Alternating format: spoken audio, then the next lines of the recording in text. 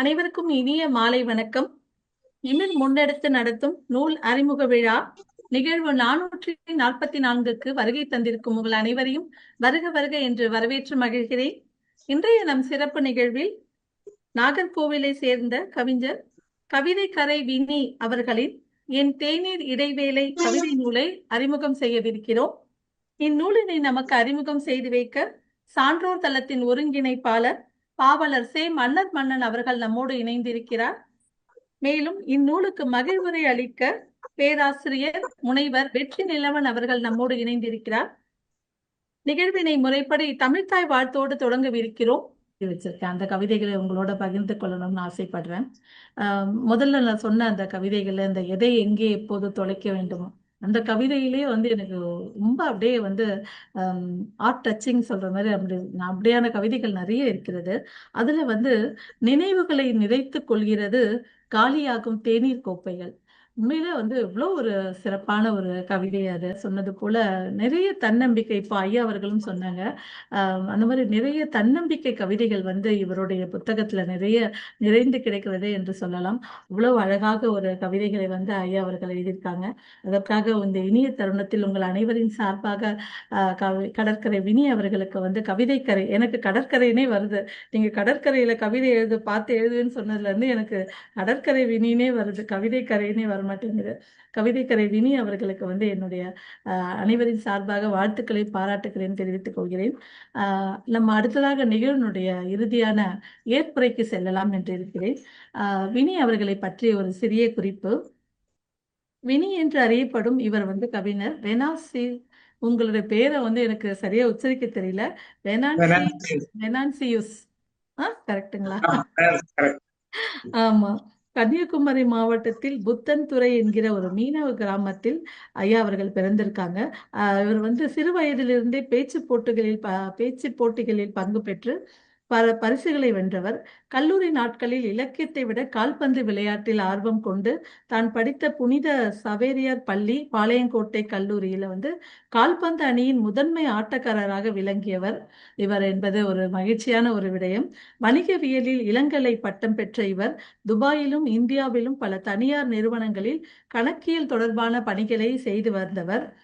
தற்போது ஜிஎஸ்டி மற்றும் வருமான வரி ஆலோசகராக பணியாற்றி வருகிறார். தமிழ் மீது கொண்ட ஆர்வத்தால் கவிதைக்கரை என்ற யூடியூப் சேனல் தொடங்கி தொடர்ந்து தமிழ் கவிதைகளையும் தமிழ் சார்ந்த பதிவுகளையும் பதிவேற்றி வருகிறார். தனது கவிதைகளை தொகுத்து கவிதைக்கரை என்ற தலைப்பில் புத்தகம் ஒன்றையும் வெளியிட்டுள்ளார். இது இவருடைய 2வது புத்தகம். என் தேநீர் இடைவேளை என்பது இது இவருடைய 2வது புத்தகம். தினமும் கடற்கரையில் நடைபயிற்சி செய்யும் போது எடுக்கும் புகைப்படங்களில் இருவரி கவிதை ஒன்றையும் எழுதி தனது வலைதள பக்கங்களிலும் வாட்ஸ்அப் குழுக்களிலும் பகிர்வது இவருடைய வாடிக்கை. குமரி மாவட்டம் தக்கலையில் நடைபெற்ற புத்தக திருவிழாவில் கவிச்சுடர் என்ற விருதை பெற்றுள்ளார். அது மட்டுமல்ல, இவர் படைப்பூக்க விருது இவருக்கு வழங்கியிருக்காங்க. நம்மளுடைய சான்றோர் தளத்திலையும் ஐயா அவர்கள் விருது பெற்றிருக்கிறாங்க. கவிமழை என்ற விருது பெற்றிருக்கிறாங்க.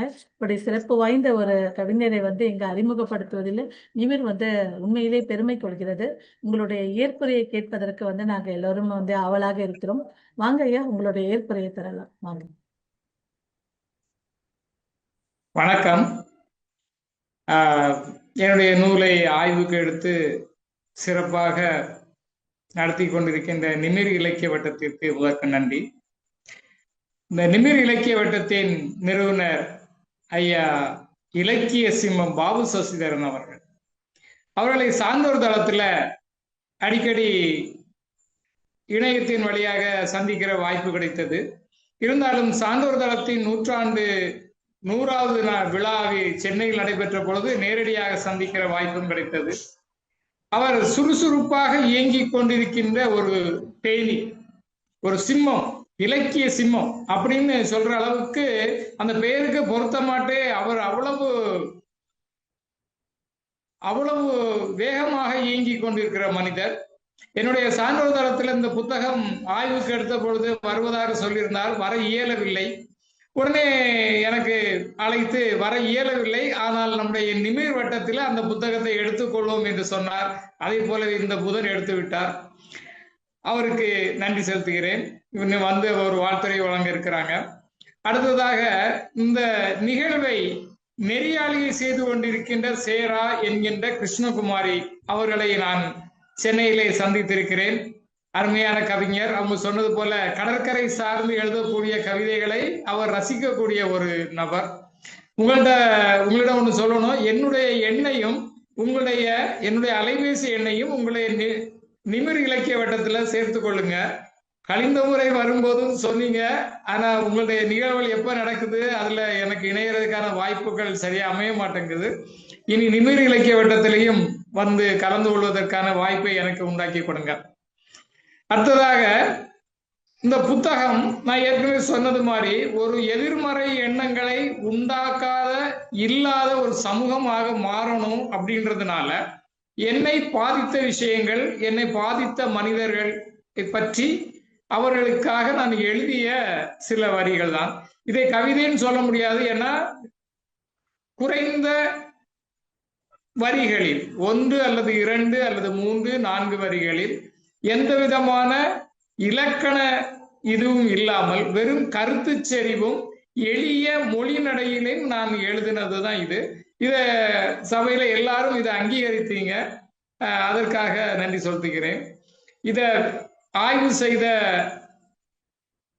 பாவலர் மன்னர் அவர்கள் அவங்க குறிப்பிடும் போது அவர் ஒரு வேர்ச்சொல் வேந்தர் சொல்லுவோம். சான்றோர் தளத்துல ஒவ்வொரு சொல்லையும் எடுத்து அதிலிருந்து ஆய்ந்து சொல்லக்கூடிய திறமை மிக்க புலமை மிக்க புலவர் அவர் இதுல இன்னைக்கு சொல்லும்போது ஒவ்வொரு கவிதைகளையும் குறிப்பிடும் போது இது பாரதியாருடைய கவிதையில நான் இதை உணர்றேன், இது பாரதிதாசனாருடைய உணர்றேன்னு அங்க இங்கே கொடுக்குறாங்க இல்லையா. அப்போ நான் எழுதினது கவிதைகளாக இருக்கலாம், ஆனால் என்னுடைய சிந்தனை அப்படின்றது என்ன அப்படின்னா இது எங்கோ இருந்து உதித்து வருவதல்ல. நான் கற்ற விஷயங்கள், நான் படித்த விஷயங்கள், என்னை பாதித்த விஷயங்கள், அதை என்னுடைய மொழியில என்னுடைய நடையில தந்திருக்கிறேன். அதைத்தான் அவர் சொல்றார். அதனால இதை படிக்கும் போது இது எங்கேயோ படித்தது மாதிரி தோணும். அதுதான் அழகு, என்னை பொறுத்தவரைக்கும் அழகு. ஒரு மனிதரை பார்க்கிறோம், இப்ப வாயித்தையாவை பார்க்கும் போது இவரை எங்கேயோ நம்ம சந்திச்சிருக்கிறோம், இவரோட எங்கேயோ பேசி இருக்கிறோம்னு ஒரு உணர்வு வருது இல்ல, அதுதான அழகியல். அதுதான் என்னுடைய கவிதையில நான் பிரதிபலிச்சிருக்கேன்னு நினைக்கிறேன். அந்த வகையில அது ஒரு அழகான விமர்சனத்தை கொடுத்த, குறைகளையும் சொன்னாங்க, அதையும் சொன்னாங்க. அதனால பாவலர் மன்னர் அவர்களுக்கு மிக்க நன்றி. அடுத்ததாக மகிழ்வுரை வழங்கிய பேராசிரியர் கல்லூரி முதல்வர் வெற்றி நிலவன் அவர்களை பற்றி குறிப்பிடணும்னா, அவர் எப்போதுமே என்னை அழைக்கும் போது, சான்றோர் தளத்தில் அழைக்கும் போது சொல்வார், கவிதை யாரே அப்படின்னு சொல்லிதான் அழைப்பாங்க. என்னுடைய இந்த நூலுக்குமே ஒரு முன்னுரை வெற்றி நிலவன் ஐயாட்ட தான் வாங்கணும்னு நினைத்து இருந்தேன். ஆனா அவர் கல்லூரி முதல்வராக இருக்கிற காரணத்தினால ரொம்ப பிஸியாக இருக்கக்கூடிய ஒரு மனிதர். அவர் இன்றைக்கு இந்த விழால கலந்து கொண்டதும் இல்லாம ஒரு அழகான ஒரு உரையும் நிகழ்த்தி சேர்ந்திருக்காங்க. எல்லோருக்கும் பிடித்தமான ஒரு மனிதர். அவருக்கு இந்த விழாவிலே நான் என்னுடைய நன்றியை சொல்லிக் கொள்கிறேன். அடுத்ததாக வாழ்த்துரை வழங்கிய கோ மாணிக்கம் ஐயா அவர்கள், தமிழ்தாய் வாழ்த்து பாடிய சண்முகம் ஐயா அவர்கள், வாழ்த்துரை வழங்கிய பால் தங்கம் அவர்கள், சகாய் சுசி அவர்களை பற்றி குறிப்பிடணும்னா, அவர்களோடு நான் நிறைய இலக்கிய மேடைகளை பகிர்ந்து கொள்ளக்கூடிய வாய்ப்பு கிடைத்தது. வளரி என்கின்ற ஒரு இலக்கிய அமைப்பில் இருக்கிறாங்க. கழிந்த ஆண்டும் சரி, இந்த ஆண்டு அண்மையில் ஒரு 2 வாரங்களுக்கு முன்னால் நடந்த அந்த வளரி அமைப்பின் ஆண்டு விழாவில 2 நூல்களை ஆய்வு செய்யக்கூடிய வாய்ப்பினை எனக்கு கொடுத்தாங்க. அன்னார் ஒரு அழகான ஒரு வாழ்த்துறை சொல்லி சென்றாங்க, அவங்களுக்கு நன்றி. தேவிகா ராணி, இப்படி நிறைய பேர் வாழ்த்துறைகள் சொல்லியிருக்கிறாங்க. இலக்கியம் ஐயா வாயித்தையாவை பற்றி சொல்லணும்னா, நான் எப்படி சின்னதா எழுதுறதோ அதே மாதிரி சிறிய வரிகளில் மனதை தொடும்படியான வார்த்தைகளை பேசுவார். அவருடைய வார்த்தைகளே கவிதை மாதிரிதான் இருக்கும். நான் ஒரு கொஞ்ச நாட்களாகவே அவங்கள சான்றுதளத்துல பார்த்து கொண்டிருக்கிறேன். அருமையான வார்த்தைகளை சொல்லி எல்லோரையும் கவரக்கூடிய ஒரு மொழி நடை அவருடைய இருக்குது. அன்னாரோடு தொடர்ந்து பயணிக்கக்கூடிய வாய்ப்பு கிடைத்து கொண்டே இருக்கிறது. அதற்கு நன்றி. தங்களுக்கு என்னுடைய நன்றியை தெரிவித்துக் கொள்கிறேன். இலக்கிய சிம்மம் பாபு வந்துட்டாங்க. அவங்க எல்லா நிகழ்வுலையும் அவங்களுக்கு வாய்ப்பு அவங்களே உண்டாக்கி கொள்ளக்கூடிய ஒரு மனிதர். அரங்கத்துல மாத்திரம் இல்ல, சமூகத்திலையும் மனிதர்களை சேர்த்து கொள்ளக்கூடிய ஒரு மனிதர். ஒரு முறைதான் அவரை நேரில சந்திக்கக்கூடிய வாய்ப்பு கிடைத்தது. அது அது அந்த தோழமை ஒரு அருமையான ஒரு தோழமை. அந்த நட்பு இன்னும் நீண்டு கொண்டிருக்கிறது. இந்த விழாவில, இந்த நிகழ்வில என்னுடைய புத்தகத்தை எடுத்து என்னுடைய நூலையும் அங்கீகரித்து என்னை இந்த சபைக்கு கொண்டு வந்ததற்கு இலக்கிய சிம்மம் பாபு அவர்களுக்கு நன்றி. அவர்களுடைய உரையையும் நம்ம கேட்கலாம்னு நினைக்கிறேன். என்னுடைய ஏற்புரையத்துடன் நிறைவு செய்து கொள்கிறேன். கால மேலாண்மை இதுதான் ரொம்ப முக்கியம். என்னதான் நமக்கு நிறைய தெரிஞ்சாலும் ஒரு இலக்கிய மேடையில குறைவா பேசிட்டு போறது நல்லது. ஏன் அப்படின்னா, மற்றவங்களுக்கு பேச வாய்ப்பு மாத்திரம் இல்ல, இலக்கியம் இன்னைக்கு நிறைய பேருக்கு கசக்க ஆரம்பிச்சிருச்சு.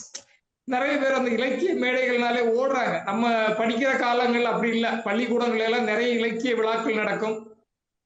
ஊர்கள்ல கோயில் திருவிழாவுக்கு கூட இலக்கிய பேச்சாளர்களை கூட்டிட்டு நடத்தின காலங்கள் நம்முடைய காலங்கள்.